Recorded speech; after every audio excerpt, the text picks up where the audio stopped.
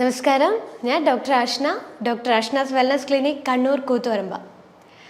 നമ്മുടെ ക്ലിനിക്കിൽ വന്ന ഭൂരിഭാഗം പേഷ്യൻസിൽ ഫാറ്റി ലിവർ വളരെ കോമൺ ആയിട്ട് കണ്ടുവന്നിട്ടുണ്ടായിരുന്നു. അത് ഫാറ്റി ലിവറിൻ്റെ ലക്ഷണങ്ങൾ വെച്ച് കണ്ടുപിടിച്ചതല്ല, മറ്റേതെങ്കിലും ഒരു അസുഖത്തെ തുടർന്ന് നമ്മൾ ബ്ലഡ് ടെസ്റ്റ് സജസ്റ്റ് ചെയ്യും. അപ്പോൾ ലിവർ ഫംഗ്ഷൻ ടെസ്റ്റിൻ്റെ അകത്ത് SGOT, SGPT, ആൽക്കലൈൻ ഫോസ്ഫേറ്റ് ഒക്കെ കൂടിയിട്ട് കണ്ടിട്ടുണ്ട്. അതുപോലെ തന്നെ നമ്മളിപ്പം ചിലവർ പറയും വയറുവേദന, യൂറിൻ ഇൻഫെക്ഷൻ, ഫൈബ്രോയിഡ്, PCOD അങ്ങനെയുള്ളവരോടൊക്കെ നമ്മൾ വയറ് സ്കാൻ ചെയ്യാൻ പറയും. അപ്പോൾ അങ്ങനെയുള്ളവർ ചെയ്യുമ്പോഴും എന്തായി, ഫാറ്റി ലിവർ എന്ന് പറഞ്ഞൊരു കാര്യം നമ്മൾ ആ സ്കാനിങ്ങിൽ ഡയഗ്നോസ് ചെയ്തു. ഇങ്ങനെയാണ് കുറേ പേഷ്യൻസിന് രോഗലക്ഷണങ്ങളില്ലാതെ നമ്മൾ ഫാറ്റി ലിവർ ഉണ്ട് എന്നുള്ളത് ഡയഗ്നോസ് ചെയ്തിട്ടുണ്ടായിരുന്നത്. മുന്നൊക്കെ ഒരു 40 വയസ്സിന് മുകളിലുള്ളവർക്കായിരുന്നു ഫാറ്റി ലിവർ കണ്ടിട്ടുണ്ടായിരുന്നത്. പക്ഷേ ഇപ്പോൾ 10 വയസ്സിന് മുകളിലുള്ള കുട്ടികളിൽ വരെ ഫാറ്റി ലിവർ ഉണ്ട്. ഒരു കുറച്ച് നാളുകൾക്ക് മുന്നേ നമ്മുടെ ക്ലിനിക്കിൽ പാരൻസും കുട്ടികളായിട്ട് വന്നു. അപ്പോൾ ഒരു 14 വയസ്സുള്ളൊരു കുട്ടി. അപ്പോൾ ചോദിച്ചു എന്താ പ്രശ്നം. അപ്പോൾ കുട്ടീൻ്റെ പാരൻസാണ് പറഞ്ഞത് ഫാറ്റി ലിവർ. ശരിക്കും ഞാൻ ഞെട്ടിപ്പോയി, കാരണം 14 വയസ്സുള്ള കുട്ടികൾക്ക് വരെ ഇപ്പോൾ ഫാറ്റി ലിവർ ഉണ്ട്. അത്രമാത്രം നമ്മുടെ ജീവിതശൈലിയിൽ ഉണ്ടാകുന്ന മാറ്റമാണ് ഇപ്പോൾ ഫാറ്റി ലിവർ ഇങ്ങനെ വളരെ കോമൺ ആയിട്ട് എല്ലാവരിലും കണ്ടുവരുന്നത്. പക്ഷേ സ്റ്റാർട്ടിങ്ങിൽ എന്ത് ചെയ്യും, നമ്മൾ ഈ ഫാറ്റി ലിവർ അല്ലേ, അത് സാരമില്ല, എല്ലാവരിലും ഉണ്ടല്ലോ എന്ന് വിചാരിച്ചിട്ട് നമ്മൾ അവോയ്ഡ് ചെയ്ത് കളയും, ശ്രദ്ധിക്കാതെ വരും. ഫുഡും ശ്രദ്ധിക്കില്ല, ഫിസിക്കൽ ആക്ടിവിറ്റീസും ഒന്നും ശ്രദ്ധിക്കാതെ പിന്നീട് നോക്കുമ്പോൾ എന്താവും, ഇത് ഗ്രേഡ് കൂടി സിവിയർ ആയിട്ടുള്ള കോംപ്ലിക്കേഷൻ ആയിട്ടുള്ള സ്റ്റേജിലോട്ടേക്ക് ഷിഫ്റ്റ് ചെയ്യും. അപ്പോഴാണ് എന്ത്, നമ്മൾ ഭയങ്കരമായിട്ട് വറീഡ് ആവും, അയ്യോ ഡയറ്റ് ശ്രദ്ധിക്കണമല്ലോ, എക്സസൈസ് ചെയ്യണമല്ലോ എന്നുള്ള തോട്ട് നമുക്ക് വരുന്നത്. അപ്പോൾ എങ്ങനെയാണ് ഫാറ്റി ലിവർ നമ്മുടെ ശരീരത്തിൽ വരുന്നത്, എന്തൊക്കെയാണ് ലക്ഷണങ്ങൾ നമ്മുടെ ശരീരത്തിൽ കാണിക്കുന്നത് എന്നുള്ളൊരു കാര്യമാണ് ഞാൻ ഈ ഒരു വീഡിയോയിൽ നിങ്ങളായിട്ട് ഷെയർ ചെയ്യുന്നത്. ഫാറ്റി ലിവർ നമ്മുടെ ശരീരത്തിലുണ്ടായാൽ നമ്മുടെ ശരീരത്തിൽ പല രീതിയിലുള്ള ലക്ഷണങ്ങൾ കാണിക്കും. ഫാറ്റി ലിവർ നമ്മുടെ ശരീരത്തിൽ ഉണ്ടാകുമ്പോൾ നമ്മുടെ മുഖത്ത് കളർ മാറ്റം ഉണ്ടാകാൻ തുടങ്ങും, കറുപ്പ് വരാൻ തുടങ്ങും. പ്രത്യേകിച്ച് നമ്മുടെ ഈ ഒരു ഫോർ ഹെഡ് റീജിയണിലും ഈ ഒരു ചീക്സിൻ്റെ ഈ സൈഡിലായിട്ട് കറുപ്പ് കളർ വരാൻ തുടങ്ങും. ഡാർക്ക് സ്കിൻ ആയിട്ടുള്ള ആളുകളിലും ആ ഒരു സ്കിൻ കളറിനേക്കാൾ ഏറെ ഒരു കറുത്ത കളറായിട്ടാണ് കാണാം. പ്രത്യേകിച്ച് കൈകളിലും ചിലവരിൽ ഈ ഒരു പിഗ്മെൻറ്റേഷൻ കറുത്ത കളറായിട്ട് ഇങ്ങനെ കുത്തു പോലെയുള്ള കളേഴ്സായിട്ട് കണ്ടിട്ടുണ്ട്. പിന്നെ സ്കിന്നിൽ ചൊറിച്ചിലുണ്ടാവും, പക്ഷെ പാടുകളായിട്ട് ഉണ്ടാവില്ല. കൈയിൻ്റെയും കാലിൻ്റെയും അടിയിലാണ് ഏറ്റവും കൂടുതൽ ചൊറിച്ചിലുണ്ടാവുക. കാലിനും കൈയിനും അടിവയറ്റിലായിട്ട് നീർക്കെട്ട് കയറും. ചിലവർക്ക് വയറിൻ്റെ മേൾഭാഗത്തായിട്ട് ഇടയ്ക്കിടെ ഒരു വയറുവേദന വരും. ചിലർക്ക് എപ്പോഴും ക്ഷീണമായിരിക്കും, പകൽ സമയത്ത് ഒന്നും ചെയ്യാൻ വയ്യ, ആകപ്പാടെ എല്ലാത്തിനും ഒരു താല്പര്യക്കുറവുള്ള രീതിയിലുണ്ടാവും. രാത്രിയിലാണെങ്കിൽ ഉറക്കം ഉണ്ടാവില്ല, അതുകൊണ്ട് രാവിലെ വളരെയധികം രീതിയിൽ ഉറങ്ങിക്കൊണ്ടേയിരിക്കും, അതും ഒരു ക്ഷീണത്തിന് കാരണമാകും. പിന്നെ വിശപ്പുണ്ടാവില്ല, ഒന്നും കഴിക്കാൻ താല്പര്യമില്ല, പ്രത്യേകിച്ച് ക്രേവിങ്സ് ഒന്നുമില്ല, അതുകൊണ്ട് തന്നെ ക്ഷീണം കൂടുതലായിട്ട് വരും. പിന്നെ ഇങ്ങനെയുള്ളവർക്ക് ഇമോഷൻസിൻ്റെ കാര്യത്തിൽ ഒരു സ്റ്റേബിൾ ആയിരിക്കില്ല, ടെൻഷൻ ഉണ്ടാവും. അതുപോലെ എപ്പോഴും ഒരു മൂഡ് സ്വിങ്സ്, ആങ്സൈറ്റി പോലുള്ള ടെൻഷൻ, അങ്ങനെയുള്ള കാര്യങ്ങളൊക്കെ റിപ്പീറ്റായിട്ട് വന്നുകൊണ്ടിരിക്കും. ചിലർക്ക് വിയർപ്പ് കൂടുതലായിരിക്കും, ചിലവരിൽ സ്മെല്ലുണ്ടാവില്ല, പക്ഷെ ചിലർക്ക് വളരെയധികം സ്മെല്ല് കൂടുതലായിരിക്കും ഈ വിയർപ്പ് കൂടുന്നതിൻ്റെ ഭാഗമായിട്ട്. പിന്നെ ചിലവരിൽ സ്കിന്നിൽ ഈ ചതവ് പോലുള്ള പാടുകൾ വന്നു പോകും, പക്ഷെ അതിങ്ങനെ പെർമനൻ്റ് ആയിട്ട് നിൽക്കില്ല, ഇടയ്ക്ക് ഇങ്ങനെ വന്ന് പോയി എന്നുള്ള രീതിയിലാണ് ആ പാടുകൾ ഉണ്ടാകുക. അപ്പോൾ ഇതൊക്കെയാണ് നമുക്ക് ഫാറ്റി ലിവർ ഉണ്ടായാൽ നമ്മുടെ ശരീരത്തിൽ കാണിക്കുന്ന ലക്ഷണങ്ങളായിട്ടുണ്ടാവുന്നത്. എന്തുകൊണ്ടാണ് ഫാറ്റി ലിവർ വരുന്നത്, നമ്മൾ എപ്പോഴെങ്കിലും ചിന്തിച്ചിട്ടുണ്ടോ? നമ്മുടെ ജീവിത ശൈലിയിൽ ഉണ്ടാകുന്ന മാറ്റങ്ങളാണ് ഫാറ്റി ലിവറിന് കാരണമാകുന്നത്. ഒന്ന് പ്രധാനമായിട്ടും പറയുകയാണെങ്കിൽ മദ്യപാനം. ചില ആളുകളിൽ വർഷങ്ങളോളമുള്ള മദ്യപാനം ഫാറ്റി ലിവറിലേക്ക് കാരണമാകുന്നുണ്ട്. ആ ഒരു ഫാറ്റി ലിവറിന് പറയുന്ന പേരാണ് ആൽക്കഹോളിക് ഫാറ്റി ലിവർ. രണ്ടാമത്തെ കാരണം എന്താണെന്ന് വെച്ച് കഴിഞ്ഞാൽ നമ്മുടെ ഭക്ഷണ രീതിയിലുണ്ടായ തെറ്റ്. അതായത് നമ്മൾ കൂടുതൽ കാലോറി അടങ്ങിയ ഫുഡുകൾ കഴിക്കുമ്പോൾ നമ്മുടെ ശരീരത്തിൽ കൊഴുപ്പ് വന്ന് അടിഞ്ഞുകൂടി അത് ലിവറിൽ സ്റ്റോർ ചെയ്യുമ്പോഴാണ് ഫാറ്റി ലിവറിലേക്ക് മാറുന്നത്. ഈ ഫാറ്റി ലിവറിന് പറയുന്ന പേരാണ് non alcoholic fatty liver. Fatty liver വന്നു കഴിഞ്ഞാൽ പല ഗ്രേഡുകളുണ്ട്. Fatty liver grade 1, 2, 3. ഇത് ഫാറ്റി ലിവർ ഗ്രേഡ് 1, 2 എന്ന് പറയുന്ന വലിയ കോംപ്ലിക്കേഷനുള്ള സ്റ്റേജസ് ഒന്നല്ല, പക്ഷേ നമ്മൾ ശ്രദ്ധിക്കാതിരുന്നു കഴിഞ്ഞാൽ അത് ഗ്രേഡ് 3 സിവിയർ ആയിട്ടുള്ള സ്റ്റേജിലോട്ടേക്ക് ഷിഫ്റ്റ് ചെയ്യുമ്പം നമുക്ക് നമ്മുടെ ലിവറിനെ പൂർണ്ണ സ്ഥിതിയിലേക്ക് കൊണ്ടുവരിക എന്നുള്ളത് വളരെ ബുദ്ധിമുട്ടായിട്ടുള്ള കാര്യം. അപ്പം നമ്മൾ ആദ്യമേ ലിവറിനെ എന്ത് ചെയ്യണം, പഴയ സ്ഥിതിയിലേക്ക് കൊണ്ടുവരാനുള്ള എല്ലാ മെത്തേഡ്സും നമ്മൾ ട്രൈ ചെയ്യണം. അതിപ്പോൾ ഭക്ഷണ രീതി ആയാലും, ഇതിപ്പോൾ മദ്യപാനത്തിൻ്റെ കാര്യമായാലും, ഫിസിക്കൽ എക്സസൈസ് ആയാലും, എല്ലാ രീതിയിലും നമ്മൾ ഫോക്കസ് ചെയ്യണം ഫാറ്റി ലിവർ മാറ്റണമെങ്കിൽ. ഫാറ്റി ലിവർ വന്നു കഴിഞ്ഞാൽ നമ്മൾ ആദ്യം ചെയ്യേണ്ടത് എന്തുകൊണ്ടാണെന്നുള്ളത് നമുക്ക് തന്നെ മനസ്സിലാവുമല്ലോ. നേരത്തെ പറഞ്ഞ പോലെ മദ്യപാനമാണെങ്കിൽ മദ്യപാനം, ഭക്ഷണ രീതി കൊണ്ടാണെങ്കിൽ ഭക്ഷണ രീതി, ഏതാണോ എന്നുള്ളത് ഐഡൻറ്റിഫൈ ചെയ്യുക. അപ്പോൾ മദ്യപാനമാണെങ്കിൽ ആദ്യം നമ്മൾ മദ്യപാനം പൂർണ്ണമായിട്ട് നിർത്തുക, ആദ്യം ചെയ്യേണ്ട കാര്യം. രണ്ടാമതായിട്ട് ചെയ്യേണ്ടത് നമ്മൾ ഭക്ഷണത്തിൽ ക്രമീകരണങ്ങൾ കൊണ്ടുവരാം. എന്തുകൊണ്ടാണ് നമ്മൾ ഇത് ഫോക്കസ് ചെയ്യണമെന്ന് പറയുന്നത്? കാരണം നമ്മളിപ്പോൾ മദ്യപാനമായാലും ഭക്ഷണ രീതി ആയാലും കാർബോഹൈഡ്രേറ്റ് എന്നുള്ളൊരു ഫുഡാണല്ലോ നമ്മുടെ ശരീരത്തിലേക്ക് ഫാറ്റ് കൂടുതലായിട്ട് കൊണ്ടുവരുന്നത്. അതുകൊണ്ട് തന്നെ നമ്മുടെ മദ്യപാനത്തിൻ്റെയും അതുപോലെ കാർബോഹൈഡ്രേറ്റ് ഫുഡിൻ്റെയും ഇൻടേക്ക് നമ്മൾ കുറയ്ക്കണം. എന്തുകൊണ്ടാണ്? ഈ രണ്ട് ഫുഡുകൾ നമ്മൾ കഴിക്കുമ്പോൾ നമ്മുടെ ശരീരത്തിലേക്ക് എന്തായിട്ടാണ് വരുന്നത്? ഗ്ലൂക്കോസ് ആയിട്ടാണ് എത്തുന്നത്. പക്ഷെ നമ്മുടെ ശരീരത്തിൽ ഗ്ലൂക്കോസിൻ്റെ ആവശ്യകതയുണ്ട്. എന്തിനാ? നമ്മുടെ എനർജിക്ക് വേണ്ടിയിട്ട്. നമ്മൾക്കിപ്പോൾ ഒരു കാര്യങ്ങൾ എന്തെങ്കിലും ചെയ്യണമെങ്കിലോ സംസാരിക്കണമെങ്കിലോ അല്ലെങ്കിൽ ബ്രെയിൻ ഫോക്കസ് ചെയ്ത് എന്തെങ്കിലും ചെയ്യണമെങ്കിലോ എനർജി വേണം. അപ്പോൾ ഈ എനർജിക്കാണ് ഗ്ലൂക്കോസ് എന്ന് പറയുന്നൊരു ഘടകം നമ്മുടെ ഉള്ളിലോട്ട് വരുന്നത്. ഉള്ളിലേക്ക് ഗ്ലൂക്കോസ് എത്തിക്കഴിഞ്ഞാൽ നമ്മുടെ ശരീരം എന്ത് ചെയ്യും? ആവശ്യമുള്ളത് നമ്മുടെ ഗ്ലൂക്കോസ് ശരീരം യൂസ് ചെയ്യും.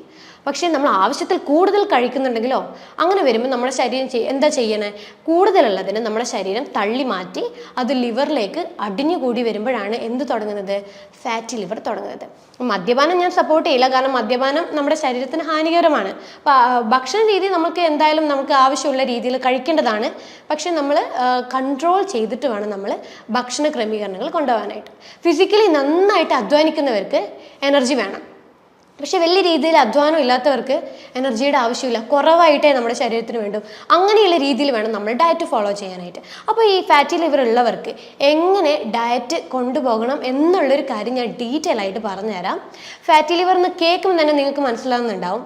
ഫാറ്റ് അതായത് കൊഴുപ്പ്, നമ്മുടെ കരളിൽ കൊഴുപ്പ് വന്ന് അടിഞ്ഞു കൂടുന്ന ഒരു അവസ്ഥയാണ് ഫാറ്റി ലിവർ എന്ന് പറയുന്നത്. ഫാറ്റി ലിവർ വന്നു കഴിഞ്ഞാൽ ഇനി കൊഴുപ്പിൻ്റെ ശരീരത്തിന് ആവശ്യമുണ്ടോ? ഇല്ല, കാരണം ശരീരത്തിൽ ഓൾറെഡി കൊഴുപ്പ് അടിഞ്ഞു കൂടാൻ തുടങ്ങി. അപ്പം നമ്മൾ എന്ത് ചെയ്യണം? ഇനി കൊഴുപ്പടങ്ങിയ ഫുഡുകൾ കഴിക്കാതിരിക്കാൻ വേണ്ടിയിട്ട് ആദ്യം ശ്രദ്ധിക്കണം. ഏതൊക്കെ?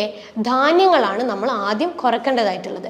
ധാന്യങ്ങൾ എന്ന് പറയുമ്പോൾ അരിയാഹാരമാവാം, ഗോതമ്പാവാം, പഞ്ചസാരയാവാം, എണ്ണ പലഹാരങ്ങളാവാം, വറുത്ത് പൊരിച്ച കാര്യങ്ങളാകാം, ജങ്ക് ഫുഡ് ആകാം, കാർബണേറ്റഡ് ഡ്രിങ്ക്സ് ആകാം. ഇതൊക്കെ എന്തായിട്ടാണ് നമ്മുടെ ശരീരത്തിലേക്ക് വരുന്നത്? ഗ്ലൂക്കോസിൽ നിന്ന് കൊഴുപ്പായി എന്നുള്ള രീതിയിൽ കൺവേർട്ട് ചെയ്യുന്ന ഫുഡുകളാണ് ഇതൊക്കെ. അപ്പോൾ നമ്മൾ എന്ത് ചെയ്യണം? അപ്പോൾ ഈ ഫുഡുകളൊക്കെ എന്തായിട്ടാണ് നമ്മുടെ ശരീരത്തിലേക്ക് എത്തുന്നത്? കൊഴുപ്പായിട്ടാണ് നമ്മുടെ ശരീരത്തിലോട്ടേക്ക് മാറുന്നത്. അപ്പോൾ ഫാറ്റി ലിവർ ഉള്ളവർ ഈ ഒരു കൊഴുപ്പടങ്ങിയ ഫുഡുകൾ പൂർണ്ണമായിട്ടും ഒഴിവാക്കേണ്ടത് നിർബന്ധമായിട്ടുള്ള കാര്യമാണ്. കാരണം നമുക്ക് ഓൾറെഡി കൊഴുപ്പ് ശരീരത്തിൽ അടിഞ്ഞു കൂടിയിട്ടുണ്ട്. അപ്പോൾ ഇനി ഒരു കൊഴുപ്പടങ്ങിയ ഫുഡിൻ്റെ ആവശ്യകത നമ്മുടെ ശരീരത്തിനില്ല. ഉള്ള സ്റ്റോർ ചെയ്ത കൊഴുപ്പിനെ നമ്മൾ ഒഴിവാക്കി കളയണമെങ്കിൽ ഇനി ഒരു കൊഴുപ്പടങ്ങിയ ഫുഡുകൾ നമ്മുടെ ശരീരത്തിലേക്ക് കൊടുക്കരുത്. അപ്പോൾ നമ്മളിപ്പോൾ ഒരു ദിവസം സ്റ്റാർട്ട് ചെയ്യുമ്പം നമ്മൾ എന്താ ചെയ്യുന്നത്? യൂഷ്വലി എല്ലാവരും ചെയ്യുന്നത് രാവിലെ തന്നെ നല്ല പാലൊഴിച്ച് നല്ല പഞ്ചസാര ഇട്ടിട്ട് നല്ലൊരു കാപ്പിയോ അല്ലെങ്കിൽ ചായയോ എടുക്കും. പക്ഷെ ഇതെന്ന് പറയുന്നത് എന്താ? നമ്മൾ പഞ്ചസാരയും പാലും ഒക്കെ ചെല്ലുമ്പോഴേ ഇത് കൊഴുപ്പായിട്ടാണ് ശരീരത്തിൽ വരുന്നത്. തുടക്കം തന്നെ എന്തായി? നമ്മുടെ ശരീരത്തിന് കൊഴുപ്പായിട്ടാണ് കിട്ടുന്നത്. പക്ഷെ ന്യൂട്രീഷൻ ഒന്നും തന്നെ വന്നില്ല. നമ്മൾ പറയുന്നില്ലേ your breakfast is your brain food എന്ന് നമ്മൾ പറയുന്നില്ലേ? പക്ഷേ നമ്മൾ എന്താ കൊടുക്കുന്നത്? പകരം നേരെ തല തിരിച്ചിട്ട് കൊഴുപ്പടങ്ങിയ ഫുഡുകളാണ് കൊടുക്കുന്നത്. അങ്ങനെ ചെയ്യാതെ നമ്മൾ ബ്രെയിനിന് വേണ്ട ഫുഡുകൾ എന്താണോ അതാണ് നമ്മൾ പ്രൊവൈഡ് ചെയ്യേണ്ടത്. അല്ലാതെ ഫാറ്റ് അടങ്ങിയ ഫുഡുകൾ ഒരു ദിവസം തുടങ്ങരുത്. അപ്പോൾ നമ്മളൊരു ദിവസം തുടങ്ങുമ്പോഴേ നമ്മൾ എന്ത് ചെയ്യും? ഒരു രാവിലെ ഒരു 7 മണിക്കോ അല്ലെങ്കിൽ 7:30 ആയിട്ട് നമ്മൾ കുറച്ച് നട്ട്സ് ആയിട്ട് സ്റ്റാർട്ട് ചെയ്യുക.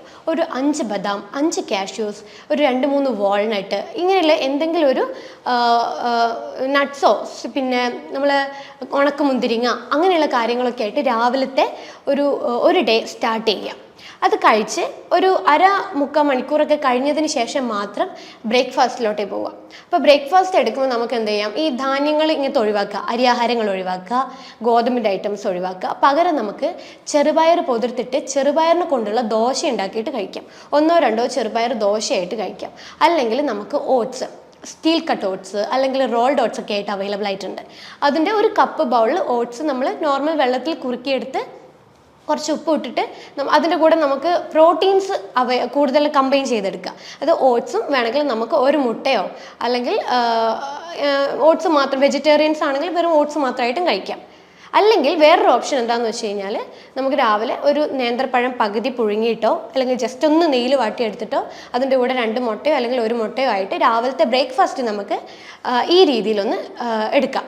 പിന്നെ വരുന്നത് ഒരു 11:30 ആകുമ്പോഴേ എന്തെങ്കിലും ചെറിയ രീതിയിൽ എന്തെങ്കിലും കഴിക്കാം. വേണമെങ്കിൽ ഹാഫ് ബൗൾ പപ്പായയോ ഹാഫ് ബൗൾ വാട്ടർമെലൺ അല്ലെങ്കിൽ ബത്തക്ക, നമ്മുടെ നാട്ടിൽ ബത്തക്ക എന്ന് പറയും, മറ്റുള്ളവർക്ക് തണ്ണിമത്തൻ എന്ന് പറയും. ഹാഫ് ബൗൾ തണ്ണിമത്തനോ അല്ലെങ്കിൽ ഒരു ആപ്പിളോ അല്ലെങ്കിൽ ഒരു പേരയ്ക്കോ അങ്ങനെ എന്തെങ്കിലും ആയിട്ട് ലൈറ്റ് ആയിട്ടുള്ള ഫുഡ് ഒരു 11:30 ആകുമ്പോൾ കഴിക്കാം. ഉച്ചക്ക് ഒരു തവി ചോറ് വേണമെങ്കിൽ കഴിക്കാം നിർബന്ധമാണെങ്കിൽ. അല്ലാത്തവർക്ക് എന്ത് ചെയ്യാം? വെജിറ്റബിൾസിൻ്റെ സാലഡ്സോ അല്ലെങ്കിൽ മീൻ പീര ഇട്ടിട്ടോ അങ്ങനെ എന്തെങ്കിലും കഴിക്കുക. കാരണം നമ്മൾ ഉച്ചക്ക് ഓൾറെഡി നമ്മൾ ചോറ് കാര്യങ്ങളൊക്കെ കട്ട് ചെയ്യാം.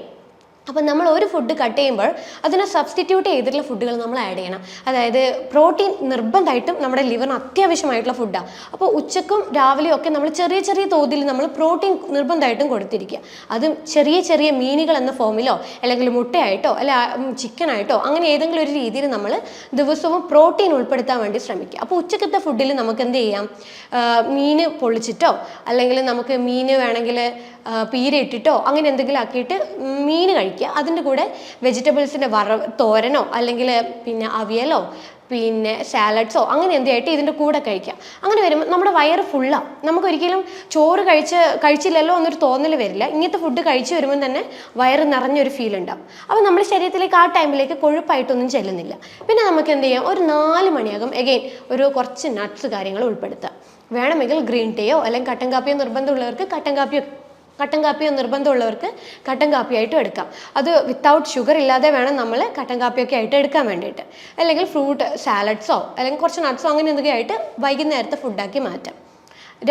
രാത്രി ഒരു 7 മണിക്കുള്ളിൽ നമ്മുടെ ഭക്ഷണ രീതി സ്റ്റോപ്പ് ചെയ്യണം. കാരണം കിടക്കുന്നതിന് മുന്നേ ഒരു 2-3 മണിക്കൂർ മുന്നേ നമ്മുടെ വയറ് കാലിയായിട്ട് വേണം നമ്മൾ ഉറക്കത്തിലേക്ക് പോകാനായിട്ട്. അല്ലെങ്കിൽ എന്താവും, നമ്മൾ ഉറങ്ങുമ്പോഴും നമ്മുടെ വയറിങ്ങനെ പണിയെടുത്തുകൊണ്ടിരിക്കുക, മെറ്റബോളിസം കുറയും. മെറ്റബോളിസം എന്ന് വെച്ചാൽ എന്താ, നമ്മുടെ ശരീരത്തിലെ കോശങ്ങൾ ഫുഡിനെ എനർജി ആക്കി മാറ്റുന്ന ആ ഒരു രീതി അത് കുറഞ്ഞു പോകും. അങ്ങനെ കുറയുമ്പോഴാണ് എന്താവുന്നത്, നമ്മുടെ ശരീരത്തിൽ കൊഴുപ്പ് വന്ന് അടിഞ്ഞുകൂടുന്നത്. കാരണം ഫുഡ് എനർജി ആക്കുന്നില്ലല്ലോ. അങ്ങനെ വരുമ്പോഴേ നമുക്ക് കൊഴുപ്പ് കൂടുതലായിട്ട് വരും, ഫാറ്റി ലിവർ വരും, അമിതവണ്ണം വരും, PCOD വരും, ഡയബറ്റിക് ആവും, പ്രമേഹം, പിന്നെ കൊളസ്ട്രോൾ, ഇങ്ങനെയുള്ള പല കണ്ടീഷൻസ് വരും. അപ്പോൾ രാത്രി ഒരു 7 മണി ആകുമ്പോഴേക്കും നമ്മൾ രാത്രിത്തെ ഫുഡ് സ്റ്റോപ്പ് ചെയ്യണം. അത് എന്തൊക്കെയാണെന്ന് വെച്ചാൽ സെയിം നമുക്കൊരു കുറച്ച് സാലഡ് ഫോമിൽ എന്തെങ്കിലും ഉണ്ടാക്കുക, അല്ലെങ്കിൽ വെജിറ്റബിൾസിൻ്റെ തോരൻ ഉച്ചക്കത്തെ ബാക്കിയുണ്ടെങ്കിൽ അത് കഴിക്കാം. അങ്ങനെ എന്തെങ്കിലും രീതിയിൽ കഴിക്കുക. ഒരിക്കലും ചോറോ അല്ലെങ്കിൽ രാവിലത്തെ ബ്രേക്ക്ഫാസ്റ്റ് എന്തെങ്കിലും ബാക്കിയുണ്ടെങ്കിൽ അതോ അങ്ങനെ ഒന്നും കഴിക്കരുത്. ഡയറക്റ്റ് ഫ്രഷ് ആയിട്ട് ഉണ്ടാക്കിയ ഫുഡായിട്ട് മാത്രം രാത്രിത്തെ ഫുഡിൽ ഉൾപ്പെടുത്താം. അപ്പോൾ നമുക്ക് എന്തെങ്കിലും തോരൻ അല്ലെങ്കിൽ വെജിറ്റബിൾ സാലഡ്സ് അത് നമുക്ക് ഗ്രേറ്റ് ചെയ്ത കോക്കനട്ട് തേങ്ങ ചിരണ്ടിയിട്ട് അതിലിടാം. നമ്മുടെ ഇപ്പോൾ ഫാറ്റി ലിവർ ഉള്ളവർക്ക് നമ്മൾ എന്താ ഫോക്കസ് ചെയ്യേണ്ടത്, കാലോറി അടങ്ങിയ ഫുഡുകൾ നല്ല രീതിയിൽ കുറയ്ക്കുക, ഹൈ പ്രോട്ടീൻ ഉൾപ്പെടുത്തുക, ഹൈ ഗുഡ് ഫാറ്റ് ഉൾപ്പെടുത്തുക. അപ്പോൾ ഈ ഗുഡ് ഫാറ്റ് എന്ന് പറയുമ്പോൾ എന്തൊക്കെയാണ്, തേങ്ങ വരും, നെയ്യ് വരും, പിന്നെ അതുപോലെ തന്നെ ബട്ടർ വരും, അവക്കാഡോ വരും. ഇതൊക്കെ നല്ല ഗുഡ് ഫാറ്റ് അടങ്ങിയ ഫുഡുകളാണ്. അപ്പോൾ ഇതൊക്കെ നല്ല രീതിയിൽ ദിവസം ഉൾപ്പെടുത്തുന്നത് കൊളസ്ട്രോളോ കാര്യങ്ങളോ അല്ലെങ്കിൽ ഫാറ്റി ലിവറോ ഒന്നും കൂടാൻ പോകുന്നില്ല. അപ്പോൾ നമ്മുടെ രാത്രിത്തെ ഭക്ഷണത്തിനകത്ത് സാലഡ്സ് ഉച്ചക്കും ഉണ്ടാക്കുമല്ലോ, സാലഡ്സ് ഒക്കെ ഉണ്ടാക്കുമ്പോൾ നമ്മൾ തേങ്ങ ചിരണ്ടി ഇട്ടിട്ട് ആ ഒരു സാലഡ് ഉണ്ടാക്കിയിട്ട് കഴിക്കാം. അത് നമുക്ക് ശരീരത്തിൽ നല്ല രീതിയിൽ ഫൈബേഴ്സ്, ഈ വെജിറ്റബിൾസിൻ്റെ ഫൈബേഴ്സ് നല്ല രീതിയിൽ എത്തും. അതുപോലെ തന്നെ ഗുഡ് ഫാറ്റ്, തേങ്ങയിലുള്ള ഗുഡ് ഫാറ്റ് നമ്മുടെ ശരീരത്തിലെ കോശങ്ങളിലേക്ക് എത്തും. അതുപോലെ നമുക്ക് പ്രോട്ടീൻ അടങ്ങിയ ഫുഡുകൾ, മുട്ടയോ മീനോ ചിക്കനോ എന്താ ഉള്ളത് അത് ചെറിയൊരളവിൽ രാത്രി കഴിക്കുക. ഇങ്ങനെ വരുമ്പോഴെന്താ, ഒരു ദിവസത്തെ ഡയറ്റ് പ്ലാൻ ആയി. അപ്പോൾ ഈ രീതിയിൽ നമ്മൾ ഒരു മാസത്തോളം നമ്മൾ ഡയറ്റ് കൃത്യമായിട്ട് എടുക്കുമ്പോൾ നല്ല രീതിയിൽ നമ്മളെ ഫാറ്റി ലിവർ നമുക്ക് റിവേഴ്സ് ചെയ്യാൻ പറ്റും. പക്ഷേ ഫുഡ് മാത്രം പോരാ, നമ്മുടെ എനർജി എന്ന് പറഞ്ഞൊരു കാര്യം നമ്മൾ ബോഡിയിൽ ഉണ്ടാക്കണം. കാരണം ഓൾറെഡി ശരീരത്തിൽ കൊഴുപ്പ് സ്റ്റോർ ചെയ്ത് വെച്ചിട്ടുണ്ട്. ആ സ്റ്റോർ ചെയ്ത കൊഴുപ്പിനെ കളയണമെങ്കിൽ ഡയറ്റിംഗ് മാത്രം പോരാ, മെയിനായിട്ട് ചെയ്യേണ്ടത് ഫിസിക്കൽ ആക്ടിവിറ്റീസാണ്. ഡെയിലി 1 മണിക്കൂർ നമ്മൾ കൃത്യമായിട്ട് നടക്കുക. അതുപോലെ ശരീരം അനങ്ങിയിട്ടുള്ള എക്സസൈസ് കാര്യങ്ങൾ ചെയ്യുക. മെയിനായിട്ട് എന്താ, വയറ് അബ്ഡോമൻ എക്സസൈസ് ആണ് നമ്മൾ കൂടുതലും ഫോക്കസ് ചെയ്യേണ്ടത്. കാരണം ഏറ്റവും കൂടുതൽ ശരീരത്തിൻ്റെ കൊഴുപ്പ് വന്ന് അടിഞ്ഞു കൂടിയിരിക്കുന്നത് നമ്മുടെ വയറിലാണ്. അപ്പോൾ ഈ വയറിലെ ഫാറ്റ് കുറയണമെങ്കിൽ നടത്തം ഒന്നും ഹെൽപ്പ് ചെയ്യില്ല. പകരം നമ്മൾ എന്ത് ചെയ്യണം, നല്ല രീതിയിൽ അബ്ഡോമൻ എക്സസൈസ് ഒരു ½ ആൻ അവർ ഡെയിലി ഫോക്കസ് ചെയ്യുമ്പം ഫാറ്റി ലിവർ താനേ കുറയും. നമ്മൾ ഭക്ഷണം ശ്രദ്ധിക്കുന്നില്ല, ഫിസിക്കൽ ആക്ടിവിറ്റീസ് ഒന്നും ഇല്ല, ഇങ്ങനെയൊക്കെ വരുമ്പോഴാണ് നമുക്ക് ഫാറ്റി ലിവർ റിവേഴ്സ് ചെയ്യാൻ പറ്റാത്തൊരു സ്റ്റേജിലോട്ട് പോകുന്നത്. അപ്പം നല്ല രീതിയിൽ നമ്മൾ ഡയറ്റിംഗ് നല്ലപോലെ കൺട്രോൾ ചെയ്തിട്ട് മുന്നോട്ട് കൊണ്ടുപോവുക. ചിലപ്പോൾ ഡയറ്റിംഗ് എടുക്കുമ്പോൾ ചിലവർക്ക് ക്രേവിങ്സ് വരും, ഇടയ്ക്കൊന്ന് മധുരം കഴിച്ചാലും അത് ചെയ്യാൻ പാടില്ല. കാരണം നമ്മൾ ഡയറ്റിംഗ് ചെയ്ത് നമ്മളെ ബോഡിയുടെ നല്ല ഫ്രഷ് ആയിട്ട് ക്ലീൻ ചെയ്ത് കൊണ്ടുവരുമ്പോൾ പറ്റാത്ത എന്തെങ്കിലും ഫുഡുകൾ ഇട്ട് കിടന്നു കഴിഞ്ഞാൽ പെട്ടെന്ന് ശരീരം അത് വലിച്ചെടുക്കും. എഗെയിൻ അത് പഴയ സ്ഥിതിയിലേക്ക് വരും, ഫാറ്റി ലിവർ ഗ്രേഡ് കൂടും. അങ്ങനെ ചെയ്യാതെ നമ്മളൊരു ഡയറ്റ് ഫോക്കസ് ചെയ്യുമ്പോൾ കണ്ടിന്യൂസ് ആയിട്ട് ഒരു 2-3 മാസം ഫോളോ ചെയ്യുക. എന്നിട്ട് നമ്മൾ എന്ത് ചെയ്യണം, ഒരു 2 മാസമൊക്കെ കഴിയുമ്പോൾ വെയിറ്റ് നല്ലോണം കുറയ്ക്കുക.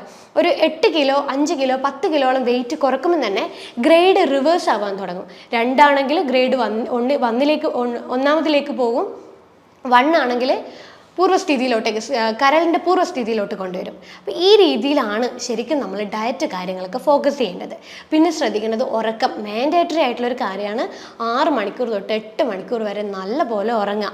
പിന്നെ ചെയ്യേണ്ടത് വെള്ളം നന്നായിട്ട് കുടിക്കുക. ഒരു ഫാറ്റി ലിവർ ഉള്ളവർക്ക് വെള്ളം അത്യാവശ്യമായിട്ടുള്ള ഒരു കാര്യമാണ്. കാരണം നമ്മുടെ കരളിന് വെള്ളം കിട്ടിക്കഴിഞ്ഞാൽ മാത്രമേ എന്ത് ചെയ്യാൻ പറ്റുള്ളൂ, കരളിന് ശുദ്ധീകരണം എന്നൊരു കാര്യം ചെയ്യാൻ പറ്റുള്ളൂ. കരളിലാണ് ഏറ്റവും കൂടുതൽ നമ്മൾ കഴിക്കുന്ന ശരീരത്തിലെ വിഷാംശങ്ങൾ അടിഞ്ഞോടുന്നത്. ആ വിഷാംശത്തെ പുറത്തോട്ടേക്ക് തള്ളിക്കളയാണെങ്കിൽ വെള്ളം മസ്റ്റായിട്ടുള്ള കാര്യമാണ്. ഇപ്പോൾ 20 കിലോ ഉള്ള ഒരാൾ 1 ലിറ്റർ എന്നൊരു കണക്കിന് നമ്മൾ വെള്ളം മെയിൻറ്റെയിൻ ചെയ്യുക ഒരു ദിവസം. വേനൽക്കാലത്താണെങ്കിൽ കുറച്ചുകൂടെ വെള്ളത്തിൻ്റെ അളവ് കൂട്ടുക. ഈ രീതിയിൽ വേണം നമ്മൾ ഫാറ്റി ലിവറിനെ ഓവർകം ചെയ്യാനായിട്ട്, അല്ലെങ്കിൽ ഫാറ്റി ലിവർ എന്നുള്ളൊരു കണ്ടീഷനെ കരളിൻ്റെ പൂർവ്വസ്ഥിതിയിലോട്ടേക്ക് മാറ്റാനായിട്ട്. അപ്പോൾ ഞാൻ നേരത്തെ പറഞ്ഞ പോലത്തെ ലക്ഷണങ്ങൾ എന്തെങ്കിലും നിങ്ങൾ തുടർച്ചയായിട്ട് ഫേസ് ചെയ്യുന്നുണ്ടെങ്കിൽ നിങ്ങൾ സെൽഫായിട്ടൊന്ന് ഡയഗ്നോസ് ചെയ്യുക. ഫാറ്റി ലിവർ ഉണ്ടോ, അങ്ങനെ എന്തെങ്കിലും സംശയം ഉണ്ടെങ്കിൽ നിങ്ങൾ എന്ത് ചെയ്യണം, ഒരു ഡോക്ടറെ പോയിട്ട് കൺസൾട്ട് ചെയ്യുക. എന്നിട്ട് അതിന് വേണ്ട ബ്ലഡ് ടെസ്റ്റും സ്കാനിങ്ങും കാര്യങ്ങളൊക്കെ ചെയ്ത് ഉറപ്പ് വരുത്തുക. ഫാറ്റി ലിവർ ഉണ്ടോ, ഫാറ്റി ലിവർ ഇല്ലയോ എന്നുള്ളൊരു കാര്യം. കാരണം ഫാറ്റി ലിവർ ഉണ്ടെങ്കിൽ നമുക്ക് നീട്ടിക്കൊണ്ടാൻ പാടില്ല, പെട്ടെന്ന് തന്നെ നമുക്കത് തിരിച്ച് റിവേഴ്സ് ചെയ്യിപ്പിക്കണം. അപ്പം എന്താണോ അതിന് വേണ്ട പരിഹാരമായിട്ടുള്ള മാർഗ്ഗങ്ങൾ, ഡയറ്റ് ആണെങ്കിൽ ഡയറ്റ്, അല്ലെ മെഡിസിൻ ആയിട്ട് എടുക്കേണ്ട രീതിയിലാണ് മെഡിസിൻ ആയിട്ടുള്ള രീതിയിൽ അതൊക്കെ കറക്റ്റായിട്ട് എടുത്ത് നമുക്ക് നമ്മളുടെ ആ ഒരു ലിവറിൻ്റെ സ്ഥിതിയെ പൂർണ്ണ സ്റ്റേജിലേക്ക് കൊണ്ടുവരേണ്ടതാണ്. അപ്പം എന്നിട്ടും നിങ്ങൾക്ക് ഇനിയിപ്പം എന്തെങ്കിലും ഇതിനെക്കുറിച്ചുള്ള ഡൗട്ടോ കാര്യങ്ങളോ എന്തെങ്കിലും ഉണ്ടെങ്കിൽ താഴെ കാണുന്ന നമ്പറിൽ നിങ്ങൾക്ക് കോൺടാക്റ്റ് ചെയ്യാം. ഇതുപോലെ തന്നെ മറ്റൊരു ഹെൽത്ത് ടോപ്പിക്കുമായിട്ട് വീണ്ടും കാണാം. അതുവരേക്കും നമസ്കാരം.